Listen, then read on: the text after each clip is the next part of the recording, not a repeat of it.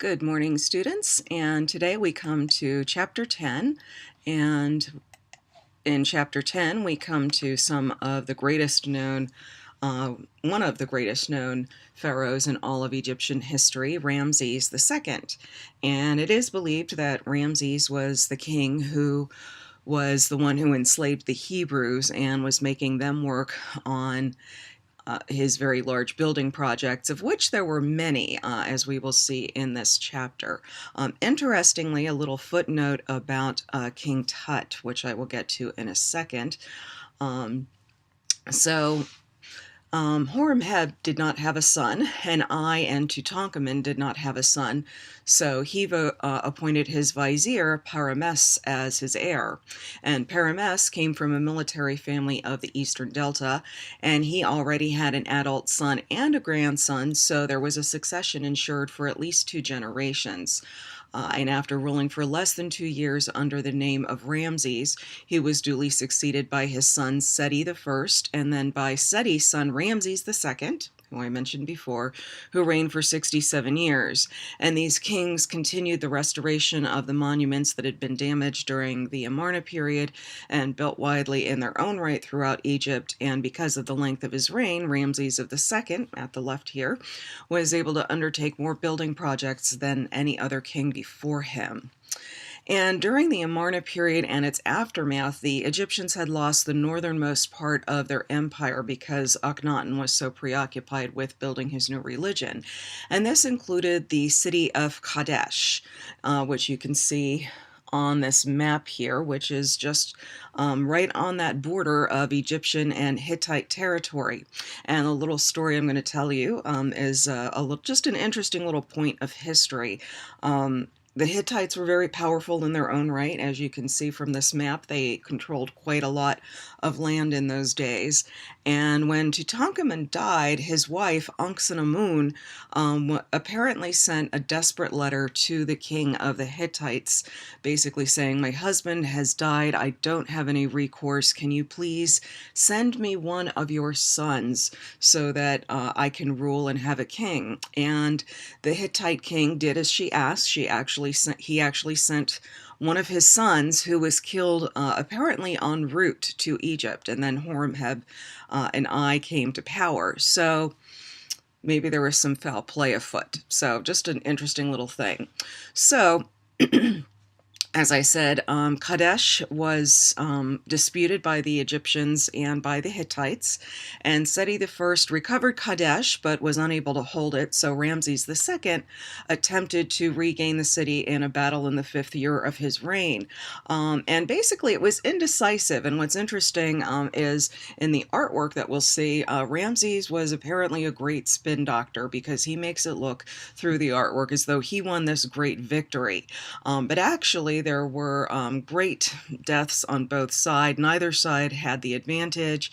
And basically, this forced Ramses and the Hittite king in the year 21, to year 21 of his reign, that is, to sign a peace treaty. And it is the first peace treaty that we know of in history. So that's kind of interesting.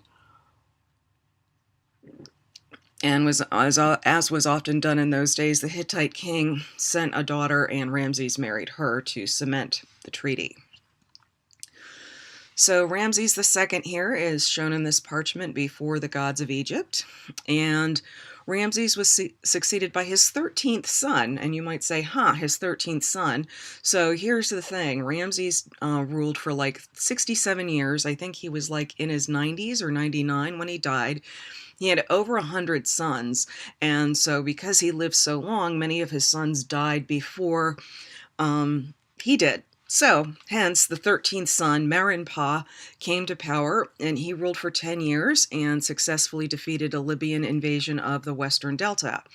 But after his death, the reign of his successor, Seti II, was interrupted by a usurper named Amen-Mes, while the next king, Siptah, came to the throne young and died after only 6 years. And his successor, Tawosret, was the widowed consort of Seti II and ruled for only 2 years. Often a thing that happens when there's, a very, very powerful, charismatic ruler on the throne, people, just can't succeed him in a way that, lives up to his reign. So this period of unstable rule was ended through a successful bid for the throne by a man called Seth-Nocht, and he was the first king of the 20th dynasty. And then after a short reign, he was succeeded by his adult son, Ramses III, who ruled for more than 30 years, and during his reign, Egypt faced a population movement that affected Anatolia, which is today Turkey, and Syria-Palestine, in which the so-called Sea Peoples moved south through the eastern Mediterranean coastlands and tried to enter Egypt to settle.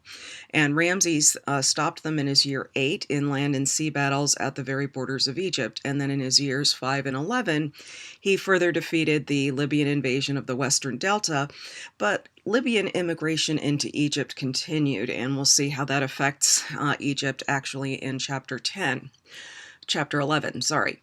So Ramses II, as you can see in this slide, was often known as the Great Chiseler, because he would chisel the names of previous pharaohs off their monuments and place his own name there. And this tablet is actually from the reign of the 12th dynasty king Senusret III, but Ramses II has taken it over. And there's actually a statue in the University Museum of Pennsylvania. If you have a chance to go there, they have a great Egyptian collection.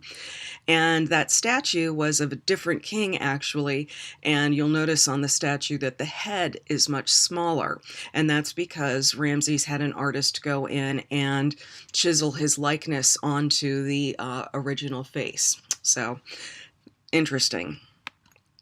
So Ramses III, going back to Ramses III, was assassinated in a plot to alter the succession, and then he was followed by 8 more kings called Ramses over the next 90 years, and this is what we call the Ramesside kings. You might have heard me refer to that before.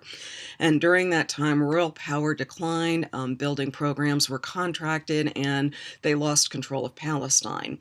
And there was tension between the north and south, and the king may have traveled south less often and left administration of that part of the country to the Amun high priests. And then during the reign of Ramses IX, Nubia was lost to Egypt, and a line of military high priests took control at Thebes, and a man called Smendes gained control of Lower Egypt. And Ramses IX continued nominally as king, but on his death, Smendes became next king with his residence at the new delta city of Tanis. So those events are covered more in chapter 11, but that's basically what happens to end the new kingdom and go into the late kingdom. So, or go into the third intermediate period before the late kingdom. So as always, we're going to look at the art and what happened at the art of this time, and the king and the royal tomb. So despite the southern origins of the 19th dynasty, kings continued to be buried at Thebes. And because Ramses I's reign was so short, his tomb is small, with painted rather than relief-cut decoration, but the style of the paintings is still similar to that of the reliefs in the tomb of Horemheb, including the use of the proportionally short lower legs, not legs. And by contrast, figures in Seti I's tomb have traditionally proportioned lower legs, 1/3 of the hairline height. And Seti's tomb began a new tradition in which the walls and ceilings were decorated from the entranceway all the way to the burial chamber. And the expanded decoration focused on familiar themes: the king with deities and the journey of the sun through the underworld. And an underworld text which was already used in the burial chamber of Tutmosis III, and today we know it as the Litany of Ra, decorated the first 2 corridors of the tomb and deals with the temporary merging of Ra and Osiris at night in the underworld when the deities became a single being. And the sun crossed the sky during the day and night and sank into the underworld, to which the king's tomb was assimilated in order to merge once more with Osiris, with whom the dead king was identified. And so the ceiling in the burial chamber was painted with images of constellations to represent the night sky, reinforcing the notion of the tomb as a microcosm of the whole universe. And the tomb is decoration is mostly cut in very high quality painted raised relief. There's one room that is not finished, and we see an image of that here. The scenes were originally laid out on the walls and two pillars in red outline, and then they were gone over in black. And it's hard to see from the slide, but actually corrections were made where necessary and details were filled in. And then at this point, work stopped and the scenes actually were never cut into the relief or painting. So it's interesting to see kind of the artist's process here. And what's interesting is that there's none of the previous grids that we're accustomed to seeing. And the large figures of the king and the various deities that appear on the 8 pillar faces. This actually is the king with Ma'at. And we know that because she has a feather on her head. That's one of the ways we tell the goddesses of Egypt apart, is by what's on their head. So in any case, this is the king with Ma'at. And this was drawn freehand. So kind of interesting, and the proportions confirmed to those that were current of the period, and the artists were not dependent on the grids for getting those well-drawn human figures. And there's comparable unfinished work also in the tomb of Horemheb, which shows that guidelines but not grids were used there, and the lines make it easy to see that the figures there still have the short Amarna leg. So royal tombs continued to be built in the Valley of the Kings for the rest of the New Kingdom. And they used the similar architecture and decorative repertory. Nevertheless, no tomb was ever an exact copy of another, and stylistic differences are recognizable between the different artists, and as one generation of artists replaced the next. And the tombs were constructed by a special group of roughly 60 men who lived in the government village of Deir el-Medina, situated in the desert on the west bank at Thebes. And what you're seeing here are basically the foundations of their houses in the village, the workers' village. And this is one of the things when you hear people say, the pyramids were not built by slaves and so forth. They're referring to these workmen. My guess is these building projects were so vast and so huge that they probably needed paid workmen and slaves to do the work. But in any case, the workmen who lived here would include stonecutters who hacked the tombs out of the rock, and outline draftsmen who drew the scenes and texts on the walls, and sculptors who then cut them into relief. And here you can see the interior of a worker's home, and the men were organized into 2 teams under 2 chief workmen and the scribes of the tomb. And this village was established in the 18th dynasty, but we know the most about it from the 19th and the 20th dynasties. And the Deir el-Medina workmen were responsible first and foremost for the king's tomb. And the most famous of the tombs was commissioned by Ramses II for his first principal wife, Nefertari. And it's interesting, her name is very similar to Nefertiti, and it seems that Ramses really loved her as much as Akhenaten loved Nefertiti, because he's always honoring Nefertari over everyone else, and even though he had many wives. So as with a king's tomb, there is no tomb chapel, and the cult of the queen was probably conducted in the king's funerary temple, where the cult of his mother was also enacted. And the tomb is decorated throughout in brightly painted relief of the highest quality, which, because of the poor condition of limestone in the Valley of the Queens, was not cut into the stone itself, but into layers of plaster on top of stone. And the door at the entrance of the tomb has painted on its soffit, which is the underside of the lintel. So if you were to walk through the doorway and look up, that's what you would see basically. And painted there would be an image of the sun, badly damaged, but you can still make it out here. On the desert horizon, flanked by figures of Isis and Nephthys as kites, which are birds of prey. And on the left, you can still see a little teensy bit of the hieroglyph for Isis's name. So that's how we know it's her. And usually Isis and Nephthys always face each other, and they were both also known to take the form of kites. So the hole is oriented so that the top of the sun is nearest the outside of the tomb, so that as Nefertari enters the tomb, she and the sun sink together into the horizon and pass into the underworld. And inside the tomb, the decoration shows Nefertari being welcomed to this realm by both Osiris and Anubis. And actually on the right, we also have Horus, and that is not Nephthys, but another goddess. And as a stairway descends into the burial chamber, which represents the domain of Osiris, and it was decorated with underworld scenes illustrating the collection of funerary texts that are now known as the Book of the Dead. And here Nefertari's body, identified with Osiris's body, would lay in its sarcophagus. And her spirit, though, was united with the sun god Ra and with the coming of day, and that would leave the underworld to rise into the sky.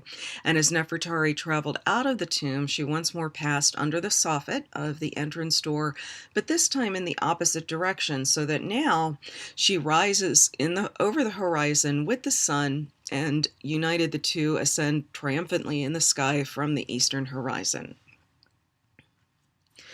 And a recent discovery and ongoing excavation in the Valley of the Kings reveals that Ramses II built an enormous, partially decorated communal tomb, which of course has been long since robbed, to house the burials of his 50, actually they're now saying about 100 or so sons.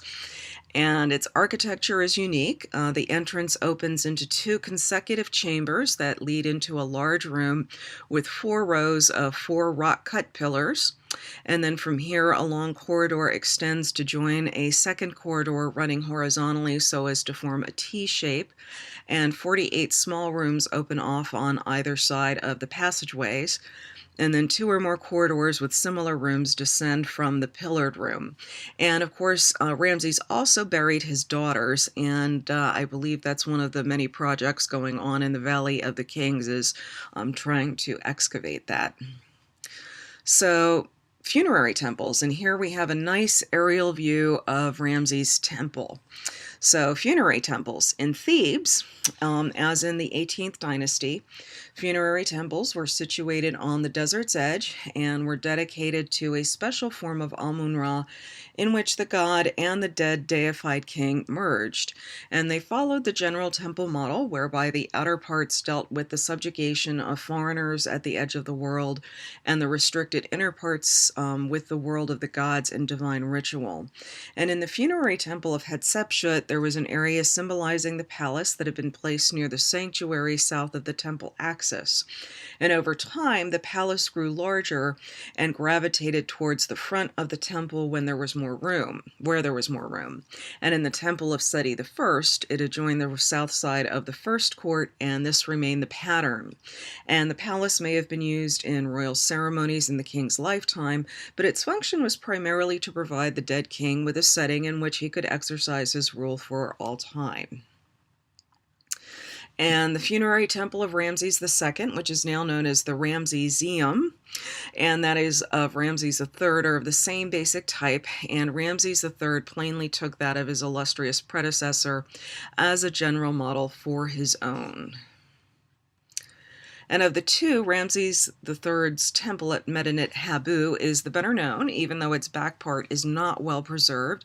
The overall scheme of decoration is clear. The front part of the temple comprises 2 open courts leading to the rear part, which has now lost most of its roof.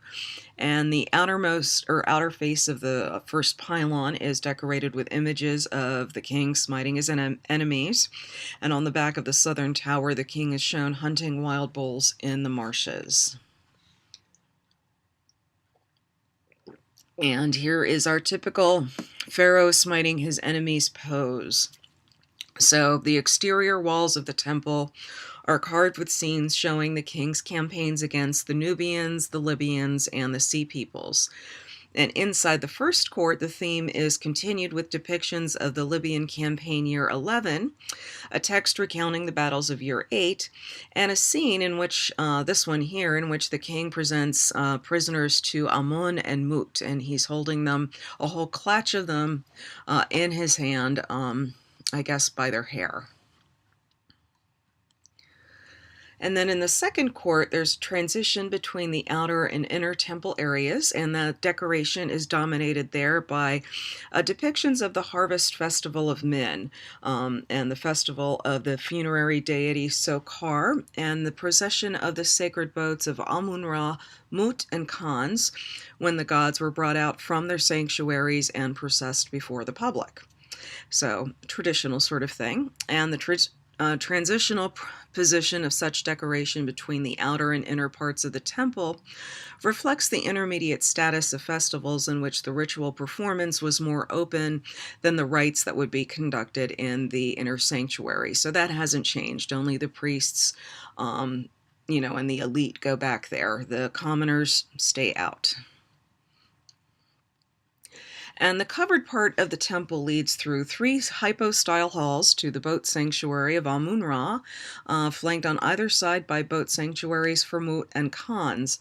And here the boats of the Theban triad would rest when they came back from the east bank to visit the temple. And in this sacred inner part, the chaotic outer rim of the world and the public festivals of the ordered realm of Egypt give way now to the world of the divine, where the king and the deities interact. And accordingly, the decoration inside changes to show the king performing ritual actions for the deities inhabiting the temple, and the actions of the deities for the king, such as the giving of life.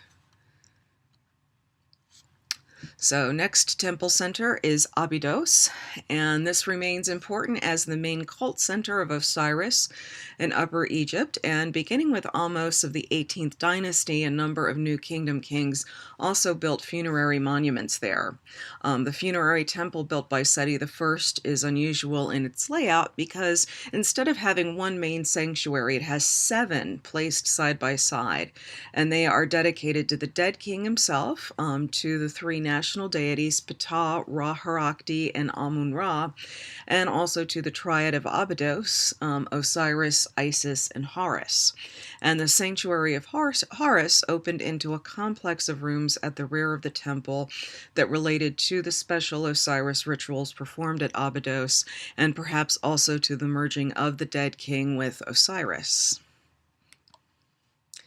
And a second peculiarity of the temple is that instead of it being in the usual rectangular shape, a complex of rooms containing an area dedicated to the Memphite gods Sokar and Nefertem, a pillared hall for the storage of portable sacred boats, such as the one in this slide here, in various service and storage areas, was added at the south side of the temple at the rear, giving the building an inverted and reversed L-shaped plan. And then the decoration includes a number of lists of different kinds, including an extensive list of kings before which Set, followed by his son Ramses, censes, or basically burns incense. So Seti died before the temple was completed, and the poorly preserved first and second courts were then decorated in relief by Ramses II. And the interior of the main temple was already finished in high-quality painted raised relief. The decoration in the Sokar Nefertem complex was cut into relief but never actually painted. In other parts of the southern wing, the decoration was not cut into relief but painted only, probably in order to finish it quickly. And in the reign of Ramses II, artists began reworking it in relief, but it also was never completed. In the painted areas, there's some surviving traces of the horizontals and verticals of those familiar squared grids. So we see that, so unlike the unfinished room in Seti's tomb. And one grid seems to have been drawn for each scene appropriate to the size of the major figure in it. And then other figures drawn at different scales do not appear to be grid related, but were presumably added freehand with proportions achieved by the eye. And by contrast, some non-human elements seem to have been positioned in relationship to the grid. And Seti was a bit of a problem at Abydos because of his name, because his name means he of Set, and Set was Osiris's mortal enemy. Set was the god who murdered Osiris. However, the cult of Set, this is interesting because later on, when people are excavating the tombs, Christian, Jewish, and Muslim thought tends to be very dualistic with evil and good. And if you are an evil person, you cannot have any good, and vice versa. So Egyptians are very different in the way that they look at things. So Set was not actually viewed as being evil, even though he murdered his brother. I guess gods can get away with a lot. But in any case, the cult of Set was prominent in the Eastern Delta, and there he was associated with a Semitic god known as Baal, whose worship had been introduced into Egypt around the time of the Hyksos. And this was the home territory of the 19th dynasty royal family, and their members were adherents of the god, hence the name Seti. And usually the name Seti is written with an image using the god Set. And we're not really sure what Set is. Set sort of resembles Thoth, but he looks, some people have said he looks like the Muppet Gonzo. So we're not really sure what he is. Thoth, we know, is an ibis, and that's why he's got that long beak-like thing. So sometimes he's easy to confuse with Set. But in any case, the thing about writing Set's name, you don't want to do that in the temple of Osiris, where, basically you would have images of Osiris's murderer throughout the building. So the way they solved this was the name of the king replaced the figure of Set. This is kind of what you're seeing here. This little figure represents a king with the Setet hieroglyph, which was associated with Isis and was often used as a powerful amulet of protection. And since the king's tomb represented the realm of Osiris, where the body of the king and God became one, the image of that god's murderer would have been dangerous in that context. Again, the Egyptians believed very much that images could come to life. Oh, and by the way, this is Set here. So he's got kind of a beak-like thing with these two little ears. Again, people were not really sure what animal he's supposed to represent. But in any case, not a great thing. The Egyptians would believe that, Set would come alive and try to murder Osiris all over again. So they solved that by using the image of Osiris, the resurrected ruler of the underworld. Oh, and actually this is Osiris, and this is the image for the king. The image for the king and the gods often looks very similar, but there you go. So as in all temples, the decorative scheme was carefully planned, and in Seti's own sanctuary, the Ayun Mutef priest, who traditionally enacts the ritual for the dead king, is depicted burning incense and presenting offerings, and then the dead king is shown in the company of various deities, so forth and so on, being led, being embraced, being crowned by them, confirming his status and his acceptance by the gods. Yes, and here is Thoth, or Toth, depending on how you want to pronounce it, and that's his beak. So that's why people sometimes get him confused with Set. And then Horus is, of course, over here. And in the other 6 sanctuaries, the king is shown performing the ritual before depictions of the various deities and before their sacred boats. And as always in temples, the images of the deities and their boats face out of their sanctuaries, while that of the king faces inwards, corresponding to the entry of the priest performing the ritual in the sanctuary. And this orientation was reversed in the room in the southern extension where other divine boats were stored. And here the king faces towards the entrance through which the boats would have been taken out for use in the main part of the temple and then later removed. So now we're going to look at the state temples.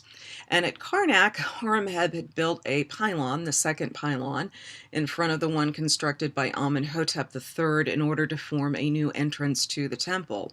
And then Seti I turned the space between this and the third pylon into a giant hypostyle hall with 134 columns. And the difference in height between the 12 columns that formed the two central rows and the smaller columns on either side meant that clerestory window grills could be inserted, which basically means clerestory windows, for those of you who haven't had art history yet.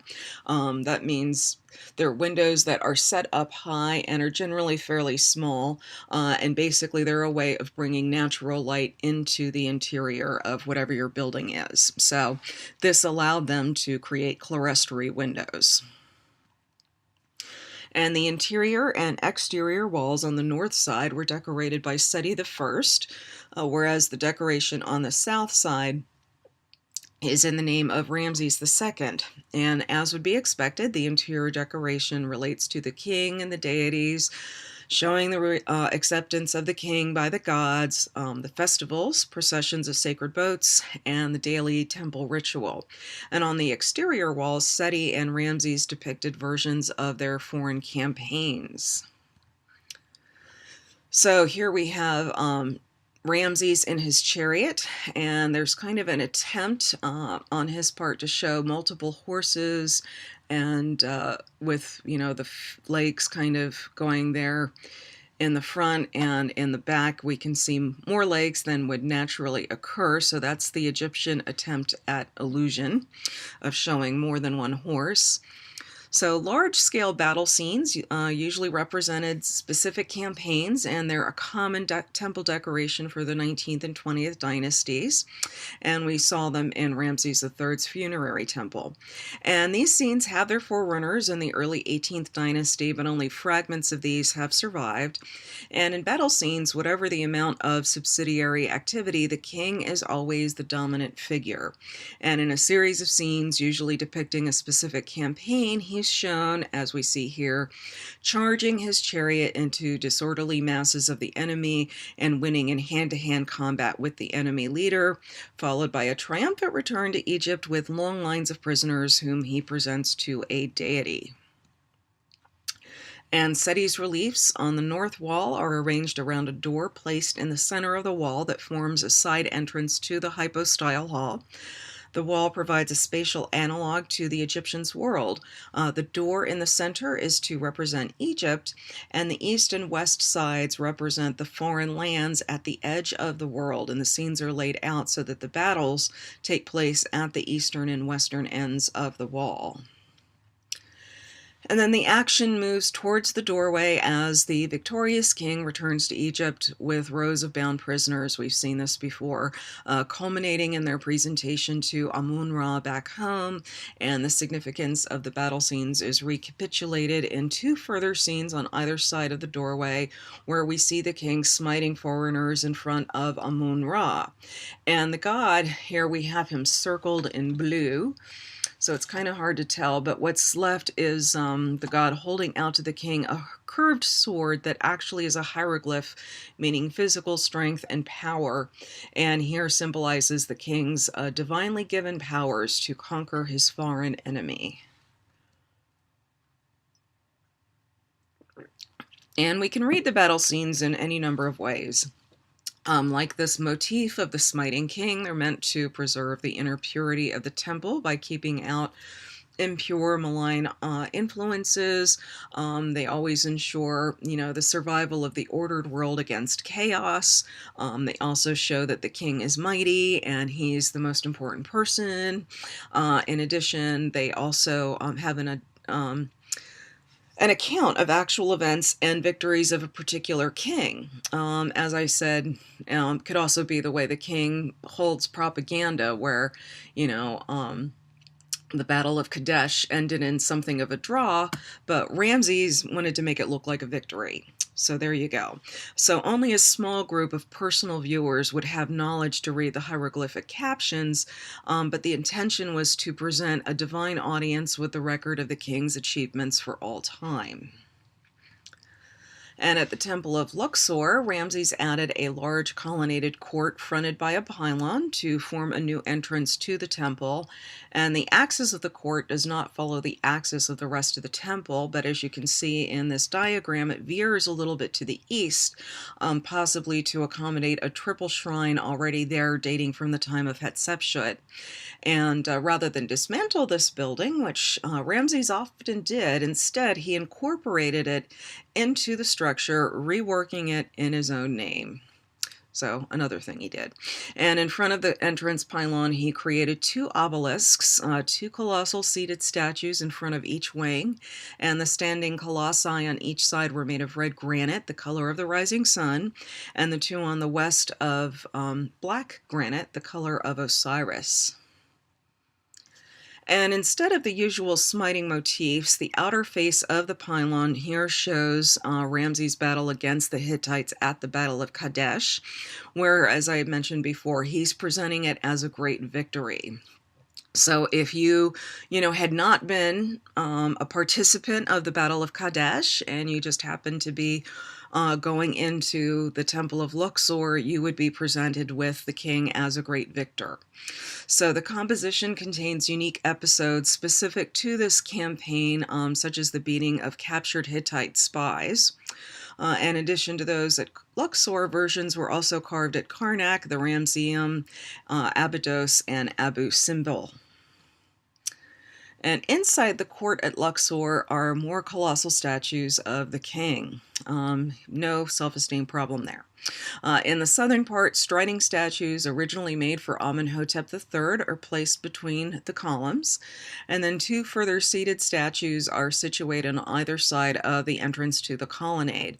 And like many of Ramses' colossal statues, those at Luxor incorporate, and you can see down here, there's a little figure, and they incorporate small 2- or 3-dimensional figures of his royal consorts or queens, or sometimes royal children. And then the 4 seated statues show the king wearing the double crown up here, and the Nemes headdress with the uraeus on his forehead, the long false beard, and he is wearing nothing but his kilt, leaving his torso, lower legs, and feet bare.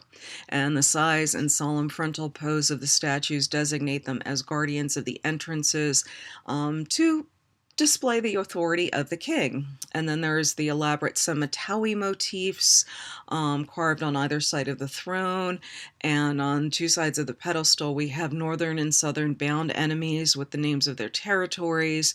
So with this sculpture, the king is essentially guaranteeing the order of a united Egypt and the subjugation of all its chaotic enemies. And 2 of the statues actually have names. The one to the east of the pylon is called Ruler of the 2 Lands, and the one to the west is called Ra of the Rulers.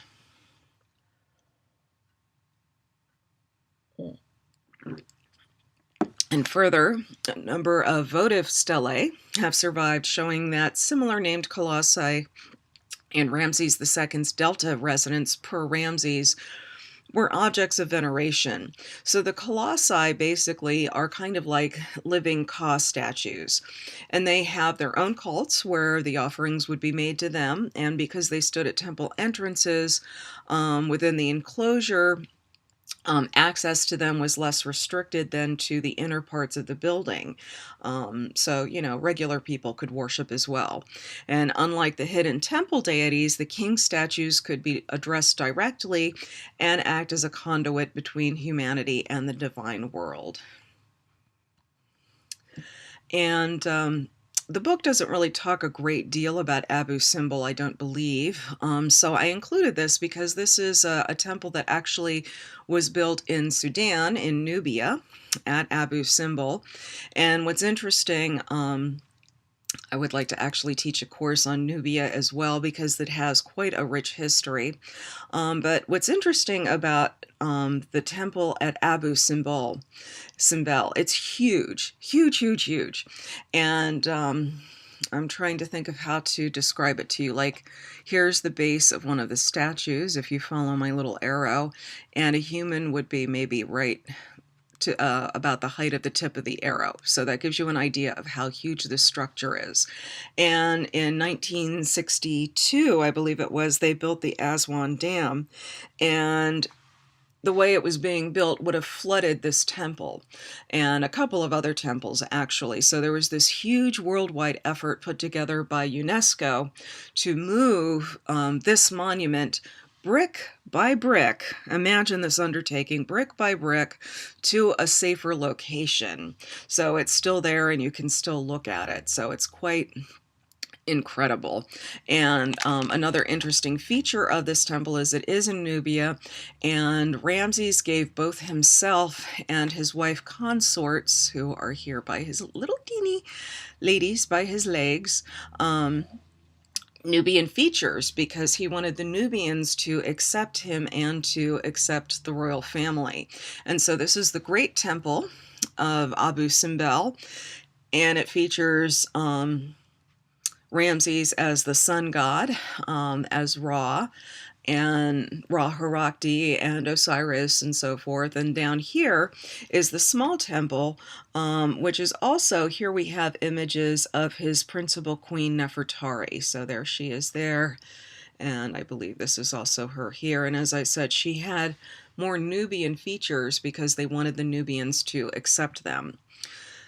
So Nubia had been conquered by Egypt at the beginning of the 18th dynasty, and successive kings built towns and temples there, including the temple of Amenhotep III at Soleb. And under Ramses II, 7 new temples were erected in Lower Nubia, and the most famous are the great and small temples at Abu Simbel. And both were cut into the sandstone cliffs that at this point bordered the Nile on the west, and instead of the pylon of a freestanding temple, instead they're fronted by a rock-cut facade.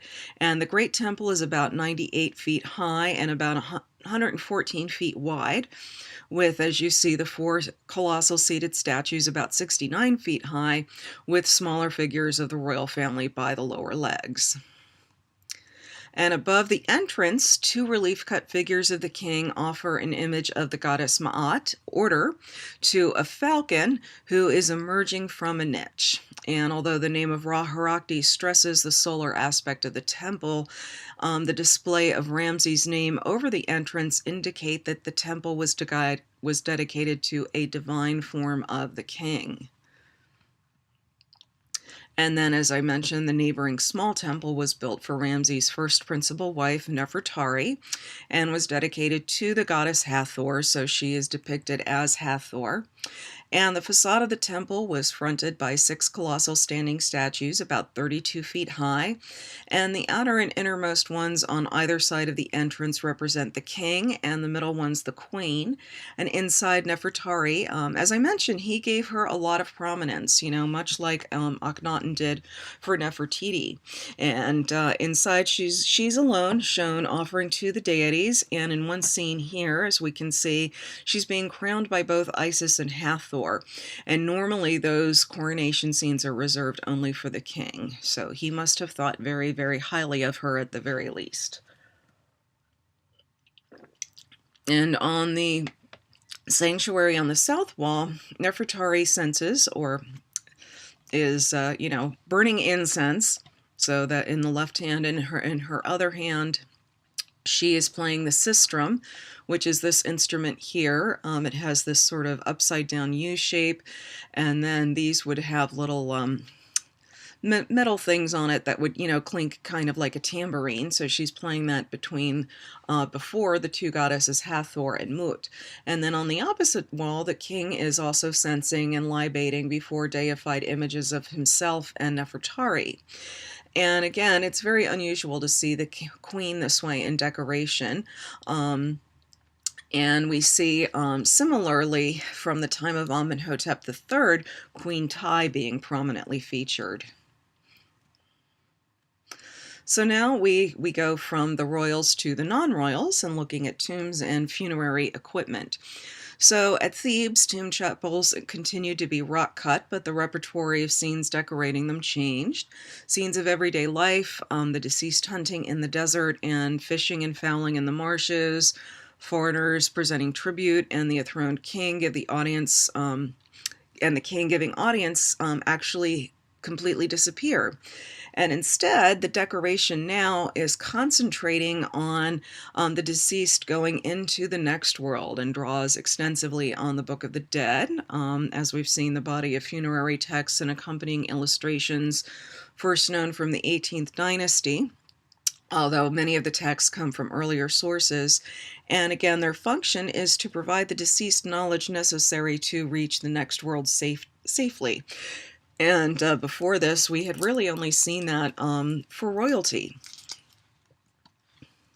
And frequent scenes include the funeral procession and the rites before the tomb, and the dangerous journey into the underworld gates that guard it, the weighing of the heart ceremony, and the subsequent presentation to Osiris, who we see above, and life in the next world. And the deceased is also shown adoring various entities such as Osiris and Ra, while Hathor, in her cow form, emerges from the Theban cliffs in order to help the deceased make the perilous transformation from this life to the next. And nourishment is guaranteed to the deceased by scenes showing the tree goddess, who is identified with Hathor, Isis, and Nut. And here's the goddess actually coming out of the tree, pouring water and presenting food to the dead tomb owner. And then these are the little ba birds. I love those. They're little birds with human heads to represent part of the soul. And at Deir el Medina, the workmen built their own tombs near the village, and they decorated their burial chambers in addition to, or instead of, the tomb chapel, and that was something that was rarely done elsewhere, and might have been due to the influence of the royal tombs that they were working on. And as in the chapels, the decoration came from the Book of the Dead and was concerned with the passage into the realm of Osiris and with the daily solar cycle. So here we have the burial chamber of Senedjem, and he lived in the reign of Ramses II. And here the solar cycle is depicted on the ceiling, which represents the sky, whereas the walls represent the realm of Osiris and the successful passage there of Senedjem and his wife. And on the north wall, immediately opposite the entrance, there's a large figure of Osiris. Here's Osiris as ruler of the underworld, dominating the chamber. And Anubis, this is Anubis leaning over the mummy here, and he leads Senedjem towards Osiris. Although the weighing of the heart is not shown, he probably, would have successfully passed the judgment. Otherwise, he wouldn't be making it that far. And on the east wall, a vignette from the Book of the Dead shows Senedjem and his wife in the next world, where in a well-watered land known as the Field of Rushes, they plow, sow, and harvest grain and flax. And here the trees are laden with fruit, and plants of red poppies, blue cornflowers, and yellow mandrake fruits flourish. And at Saqqara, the later 18th dynasty practice of building freestanding tomb chapels continued. And as at Thebes, the decoration was concerned with the owner's service to the gods in this world, the funeral procession and rites before the tomb, offerings and ritual for the deceased, and the relationship of the deceased to the deities who could guarantee passage to the next world. For many chapels, the focal point in the offering room seems to have been a stela rather than a statue. And funerary stelae of the 19th and 20th dynasties vary in size, shape, and complexity of composition. Many continue the 18th dynasty tradition of having an upper scene showing the deceased. So here's the upper scene showing the deceased adoring funerary deities, and then a lower register with the deceased seated before a table of offerings with family members, of whom often a large number are shown. Some stelae, however, dispense with the lower register and retain only the image of the deceased adoring the deities, paralleling the greater prominence of divine and underworld themes in non-royal tomb decoration. Other funerary motifs, such as the rites before the tomb and the tree goddess, are sometimes included. And papyrus rolls containing selections from the Book of the Dead were first produced in the 18th dynasty and continued to be made much later into the Ptolemaic period. And copies would be placed with the deceased in the burial chamber, and many fine examples come from the later New Kingdom. And the texts are written in columns of hieroglyphs that face right, but perhaps they're read from left to right, contrary to normal practice. And they're written in black ink, as you can see, with headings and important passages in red. And the accompanying vignettes are painted in a variety of colors. And during this period, the majority of manuscripts actually belonged to men, although the wife of the owner, as you can see here, might be included in some vignettes in a secondary position. And then in the late 18th dynasty, there's a new type of anthropoid coffin that comes into use alongside the black painted type. And by the reign of Ramses II, the new type superseded the older. The ground was yellow with decoration in red, light blue, and dark blue, all covered up by a varnish that darkened over time that changed the blues into greens. And the new scheme was meant to imitate gold and colored inlay, and exceptional coffins actually used gold rather than paint. If you had the money, you could do that. And it became normal to show the forearms crossed on the chest underneath the elaborate collar, through which the hands protrude. And women's hands were usually depicted open, so this would be a woman's mummy case.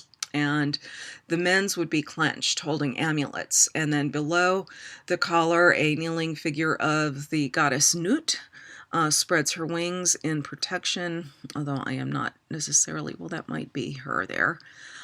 Spreads her wings in protection, and then on the lower part of the lid between the bands of text show the deceased and deities, burial rites, and various scenes taken from the decorative repertory of tomb chapels. And then on the case, the god Thoth and the four sons of Horus are still depicted.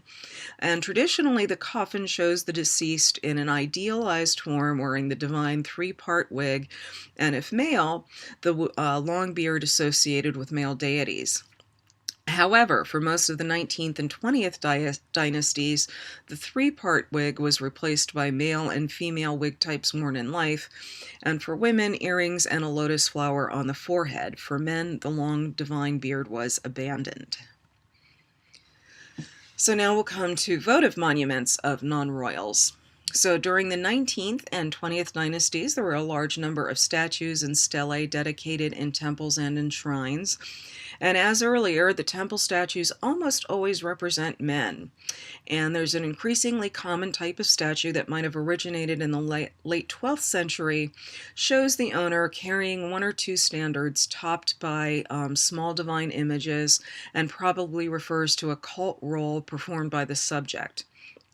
And the motif, already known from earlier, of offering cult objects or divine images, often in a shrine, grew in popularity and occurs with kneeling and block statues. So what we see in this slide actually is a kind of block statue of the figure offering cult statues.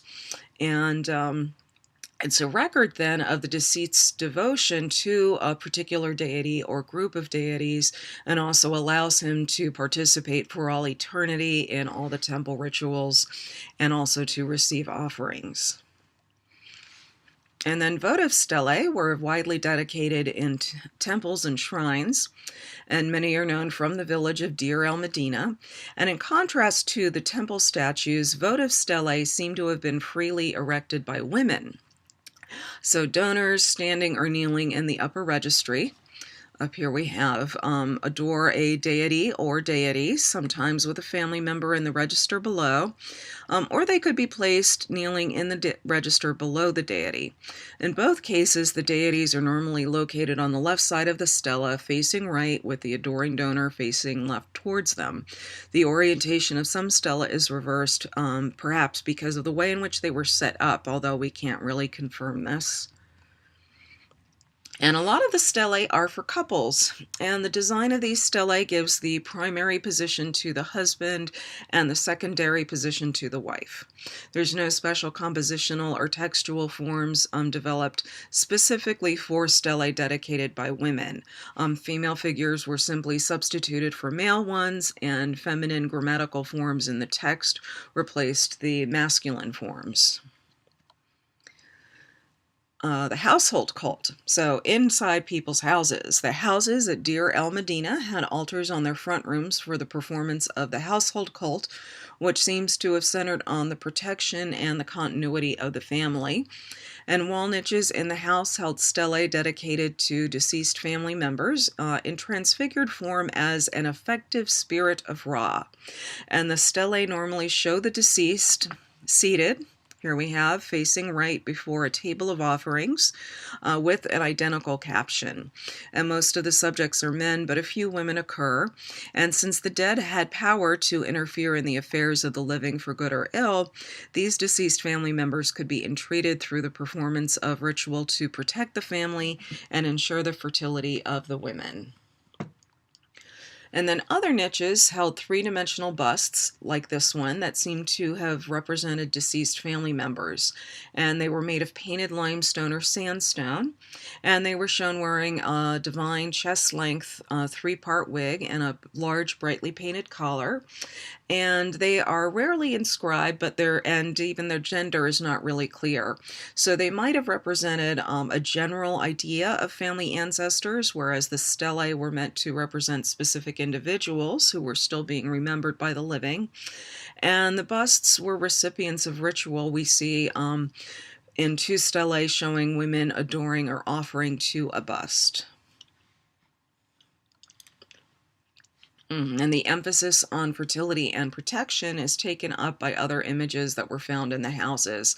So we have these little fertility figures, like this one, mostly of baked clay or limestone. And these were found in very large numbers at Deir el Medina and also other New Kingdom settlement sites. And they show women with elaborate wigs, often lying on a bed with a child beside them. And like their Middle Kingdom counterparts, they were concerned in a domestic context with the successful conception, bearing, and rearing of children to ensure the continuity of the family.